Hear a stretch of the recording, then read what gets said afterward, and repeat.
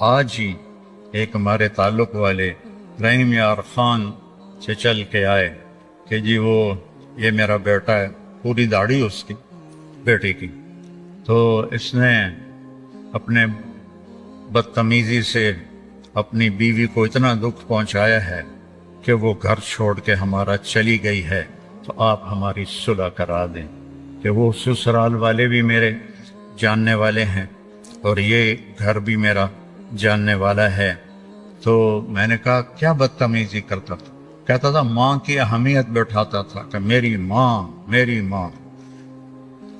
تو وہ ماں کی تو ہے لیکن بیوی کا بھی تو کوئی حق تھا۔ اتنا اس کو ذلیل کیا کہ وہ گھر چھوڑ کے ہی چلی گئی۔ تو ماں باپ کا حق تمہارے ذمہ ہے، تمہاری بیوی کے ذمہ نہیں ہے، پوری ذمہ داری سے کہہ رہا۔ تم زبردستی اپنی بیوی سے خدمت نہیں لے سکتے، اپنی ماں کے لیے، اپنے باپ کے لیے۔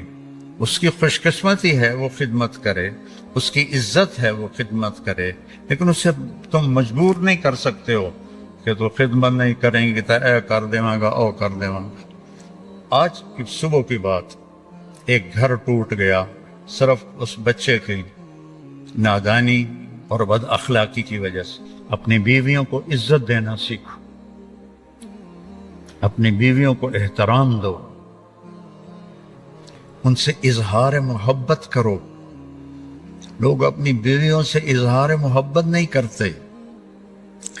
حضرت عائشہ سے آپ نے جو کہا، آخر ہے حرف آخر، یا عائشو، عائشہ بھی نہیں کہا یا عائشو، یہ لاڈ اور پیار کا خطاب ہے، یا عائشو انہو لیہون علی الموت ان اریتکی زوجتی فی الجنہ۔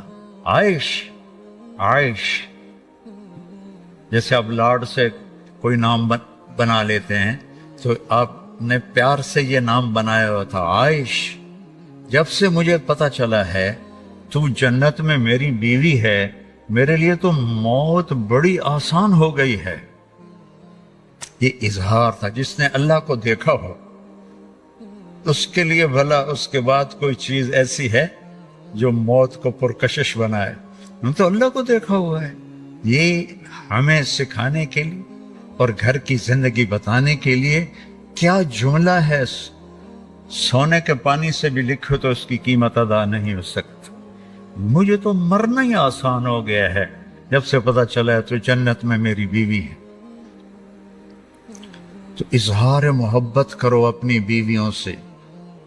کوئی اچھے کپڑے پہنے، تعریف کرو، بہت اچھی لگ رہی ہو۔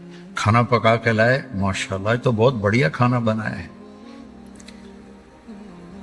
حکیم ڈاکٹر عبدالحی صاحب حضرت تھانوی کے خلیفہ ایک مرید کے گھر کھانا کھانے گئے، کو کھانا بڑا پسند آیا تو انہوں نے اپنے مرید سے پوچھا کس نے پکایا؟ کہا جی میری بیگم نے پکایا۔ کہا اسے بلاؤ۔ وہ آ گئی، کہنے لگے بیٹی آپ کے ہاتھ کا کھانا کھایا، بہت بڑھیا تھا، بہت مہربانی۔ تو اس نے زاروں قطار رونا شروع کر دیا، زور زور سے۔ تو ڈاکٹر صاحب رحمہ اللہ نے فرمایا بیٹی رونے کی کیا بات ہے، میں نے تو کوئی ایسی بات نہیں کہی۔ کہ نہیں حضرت میں اس پہ نہیں رو رہی، میں اس پہ رو رہی ہوں کہ یہ جو آپ کے مرید بیٹھے ہیں، میں 30 سال سے ان کے گھر میں ہوں، 30 سال سے انہوں نے کبھی ایک دفعہ مجھے نہیں کہا کہ تو نے کھانا اچھا بنایا ہے، ایک دفعہ بھی نہیں کہا۔ ہم سیرت بھول گئے ہیں، سیرت بھول گئے ہیں۔ پھر یہ جو ہماری جوائنٹ فیملی ہے سسٹم، یہ پہلے بہت اچھا تھا جب عزت احترام کا سب کا اپنے اپنی جگہ پہ تھا۔ اب تعلیم نے ہر چیز اتھل پتھل کر دی ہے اور اس سوشل میڈیا نے ہر چیز کو تباہ و برباد کر دیا ہے، تو اب یہ ایک وبال جان بن گیا ہے، ایک مصیبت بن گیا ہے۔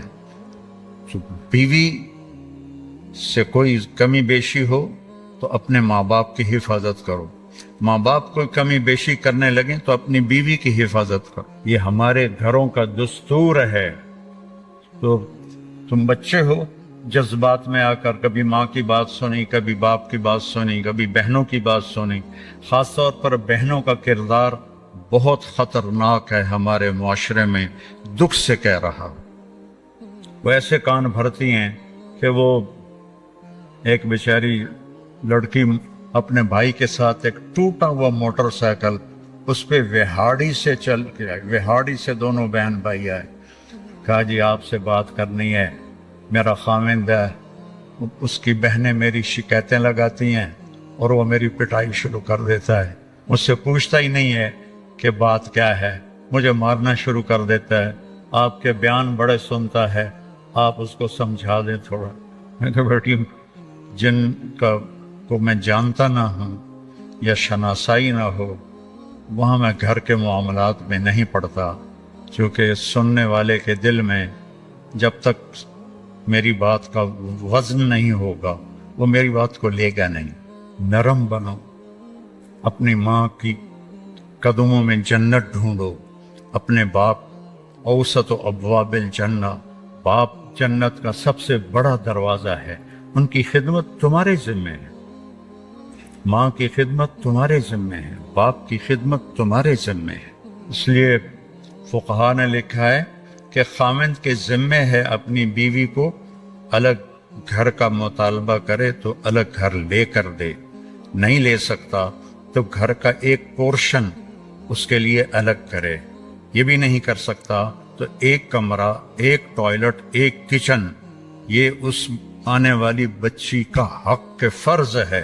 अगर ये भी नहीं कर सकता वह तस्बीह पढ़ के अल्लाह हू करे तो रोज़े रखे, किसी की बेटी को बर्बाद ना करे, अपने आप को नुमायां करो। मेरे नबी जिहाद के सफ़र में हैं, जिहाद के सफ़र में हैं, और जब सफ़र शुरू होने लगा और अम्मा आयशा ऊंट पे बैठ गईं तो देखा तो गले का हार कोई नहीं था। कहने लगी या रसूल अल्लाह मेरा तो हार गुम हो गया, और मांग के लाई थी अपनी बहन हजरत अस्मा का हार था, वो लेकर आई थी कि मैं सफ़र पे जा रही हूँ तो मुझे दे दो, तो मुझे तो पहले हार ढूंढ के दें। तो आपने जिहाद का काफिला रुकवा दिया और फरमाया आयशा का हार ढूंढो। ये भी तो कह सकते थे हार की क्या हैसियत है, जिहाद का सफ़र है, हमें आगे जाना है या वापस जा रहे होंगे तो छोड़ो हार को, सबको लगा दिया ढूंढो। और असर के करीब सफ़र था तो वो मगरिब हो गई, मगरिब इशा इकट्ठी पढ़ ली, सफ़र में थे और पानी ख़त्म हो गया और फजर का वक्त दाखिल हो गया और पानी कोई नहीं। अब सारे लोगों ने अबू बकर रज़ी अल्लाह ताला अन्हु को ताने देने शुरू किए, अबू बकर तेरी बेटी की वजह से आज हमारी नमाज कज़ा हो गई, पानी कोई नहीं, वज़ू कैसे करेंगे, वज़ू नहीं करेंगे नमाज कैसे होगी। तो अबू बकर रज़ी अल्लाह अन्हु गुस्से में आए हज़रत आयशा के खेमे में, तो अल्लाह के नबी आपकी गोद में सर रखे हुए सो रहे थे, वो तो बाप थे, अब वो बोल भी नहीं सकते, अल्लाह के नबी सोए हुए हैं तो अपना चेहरा बना रहे हैं और ऐसे करते करते नहीं रह सके, एक उंगली यहाँ मारी जोर से ऐसे, तो ताशा ऐसे हो गई, उन्हें फिर उंगली मारी, फिर वो ऐसे हो गई कि कहीं अल्लाह के नबी मेरी हरकत से जाग ना जाएं।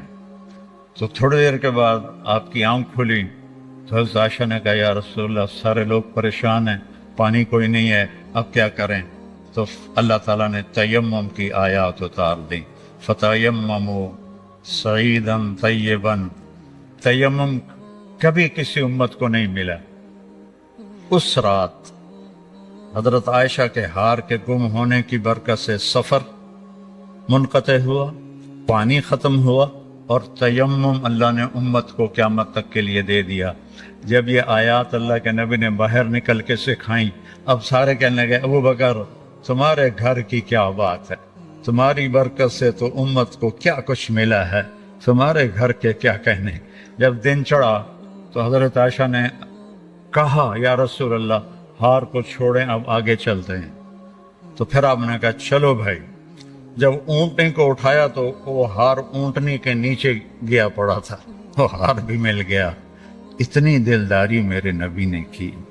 तो बच्चों, मैं ये ना सुनूं कि मेरा कोई शागिर्द अपनी बीवी के साथ बदतमीज़ है या अपने माँ बाप का दिल दुखाता है या अपने बहन भाइयों से लड़ता है پیچھے ہٹ جاؤ، اپنے خون کے رشتوں سے لڑو نہیں، پیچھے ہٹ جاؤ، جو بھی اس کے لیے سودا کرنا پڑے کر دو، لیکن جھگڑے میں نہ پڑو، پیچھے ہٹ جاؤ، اللہ تمہیں نوازے گا وہاں سے جہاں سے تمہارا وہم و گمان بھی نہیں۔ اور نماز کی عادت ڈالو، ایک نماز ہے جو ہم پڑھتے ہیں، وہ نماز نہیں کہہ رہا ہوں، فَإِذَا فَرَغْتَ فَانْصَبْ، نصب گڑ جانا، جیسے یہ بوتل ہے،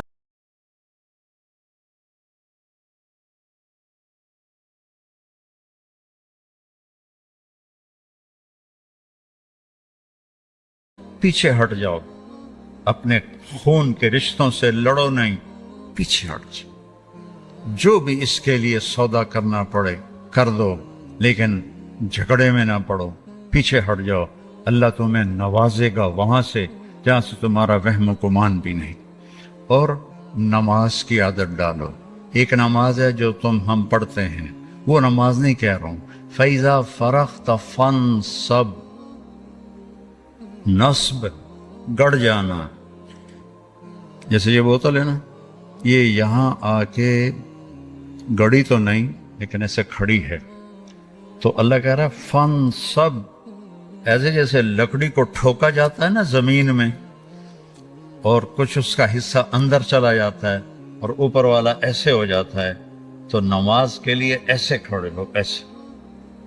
عبداللہ بن زبیر پر حجاج حملے کر رہا تھا اور وہ حرم میں نماز پڑھتے، کوئی پتھر یہاں سے گزرتا، کوئی یہاں سے گزرتا، کوئی یہاں سے گزرتا، اور ان کے جسم میں ایسے بھی نہیں ہوتا تھا، ایسے، اتنے اطمینان سے نماز۔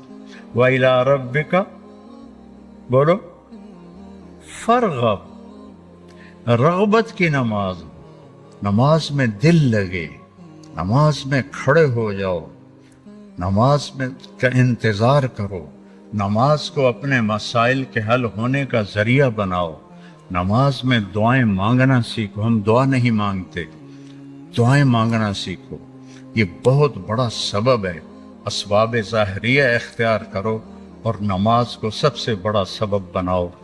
اذا حزبہ امر فزع الی الصلاۃ، جب کوئی مشکل آتی تھی آپ نماز پڑھتے تھے، جب کوئی مشکل آتی تھی آپ نماز پڑھتے تھے۔ 3 دن گزر گئے، کھانے کو کچھ نہیں ملا، تو حضرت عائشہ سے کہنے لگے چلو آج میں اللہ سے جا کے بات کرتا ہوں۔ مسجد میں گیا، نفل شروع کر دی، ایک ستون کے پیچھے 2 نفل پڑھتے، پھر سلام پھیر کے دوسرا ستون، اللہ اکبر، پھر سلام پھیرا تیسرا ستون، اللہ اکبر، پڑھے جا رہے ہیں۔ اتنے میں حضرت عثمان آئے، اما جان اللہ کے نبی کہاں ہیں؟ ان کا 3 دن سے فاقہ تھا، اللہ سے مانگنے گئے، تو ہزاروں قطار رونے لگے، مجھے کیوں نہ کہا، عبد الرحمن بن عوف کو کیوں نہ کہا، ثابت بن قیس کو کیوں نہ کہا، یہ سارے مالدار تھے، بھاگے بھاگے گھر گئے، پورا اونٹ بھر کے راشن کا لے کر آئے اور آ کر وہاں اللہ کے نبی کے گھر اتارا، اور پھر بھاگے بھاگے گئے اور گھر میں جو سالن تیار ہو گیا تھا وہ اٹھا کے لائے اور روٹیاں اٹھا کے لائے اور آ کر دیا کہ پکانے میں دیر لگے گی۔ جب اللہ کے نبی واپس آئے، پوچھا عائشہ کچھ ہوا؟ کہ یہ دیکھیں اللہ تعالیٰ نے سب کچھ کر دیا ہے۔ کہ یہ کون لایا ہے؟ کہ یہ عثمان لایا ہے۔ تو آپ نے ایسے ہاتھ اٹھائے، اے اللہ میں عثمان سے راضی ہوں، تو بھی اس سے راضی ہو جا۔ اے اللہ میں عثمان سے راضی ہوں، تو بھی اس سے راضی ہو جا۔ اے اللہ میں عثمان سے راضی ہوں، تو بھی اس سے راضی ہو جا۔ تو نماز کو اپنا وظیفہ بناؤ۔ یہ آج کل کے یہ سوشل میڈیا اور بہت سے ایسے نادان لوگ یہ وظیفہ پڑھو، یہ وظیفے پڑھو، یہ پڑھو، یہ پڑھو، یہ سب فضولیات ہیں۔ سب سے بڑا وظیفہ نماز ہے اور دعا ہے۔ سب سے بڑا وظیفہ نماز ہے اور دعا ہے۔ باقی سب ڈھکوسلے ہیں، میرے اوپر جادو ہو گیا ہے، میرے اوپر اثر ہے، میرے اوپر جنات ہیں، یہ سب عاملوں کی جیب گرم کرنے کے اسباب ہیں۔